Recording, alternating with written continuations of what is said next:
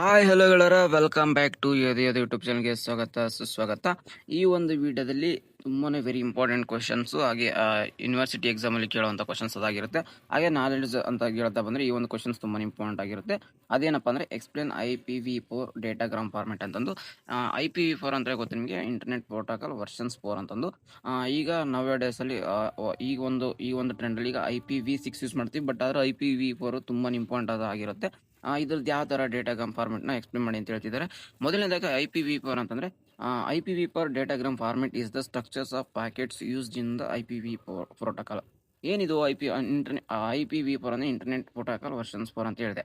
ಅಂದ್ರೆ ಒಂದು ಡೇಟಾ ಒಂದು ನೋಡಿಂದ ಸೋರ್ಸ್ ನೋಡಿಂದ ನಿಮ್ಮ ಒಂದು ಡೆಸ್ಟಿನೇಷನ್ಸ್ ಹೋಗ್ಬೇಕಾದ್ರೆ ಯಾವ ತರ ಹೋಗುತ್ತೆ, ಆ ಒಂದು ಡೇಟಾ ಸೆಂಡ್ ಆಗ್ಬೇಕಲ್ಲ, ವಿತ್ ಅದೆಲ್ಲ ಪಾಕೆಟ್ಸ್ ಆಗಿ ಫ್ರಾಗ್ಮೆಂಟ್ಸ್ ಆಗಿ ಹೋಗುತ್ತೆ.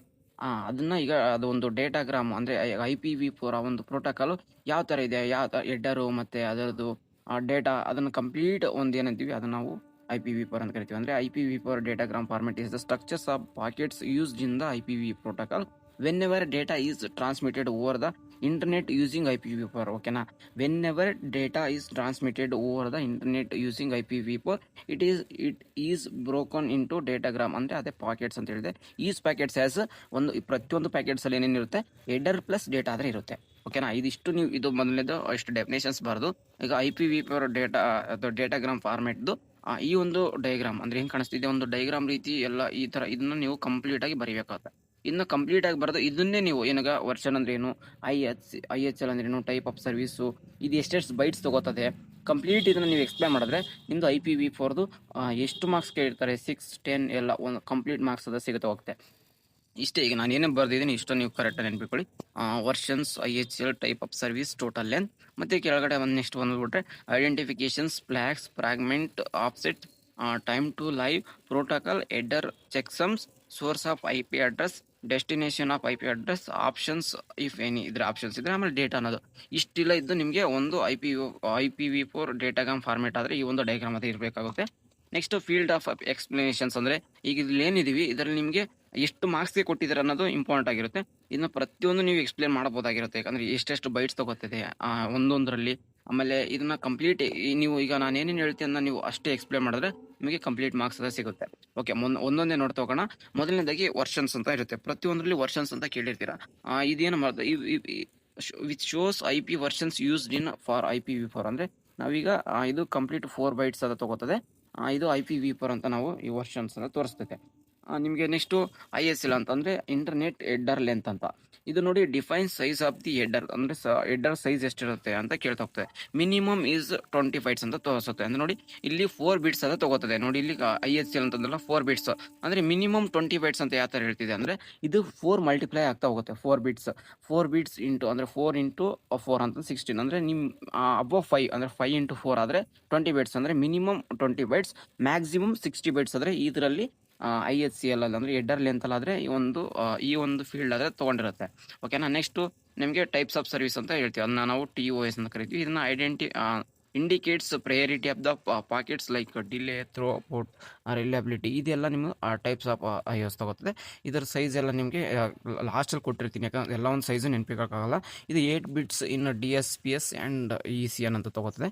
ನೆಕ್ಸ್ಟ್ ಹಾಗೆ ಇನ್ನೊಂದು ನೋಡ್ತಾ ಹೋದ್ರೆ ನಿಮಗೆ ಫ್ಲಾಗ್ಸ್ ಅಂತ ಬರುತ್ತೆ, ಅಂದ್ರೆ ಇದು ಕಂಟ್ರೋಲ್ ಫ್ರಾಗ್ಮೆಂಟ್ಸ್ ಅಂತ 3 ಬಿಟ್ಸ್ ಅದ್ರ ಇರುತ್ತೆ.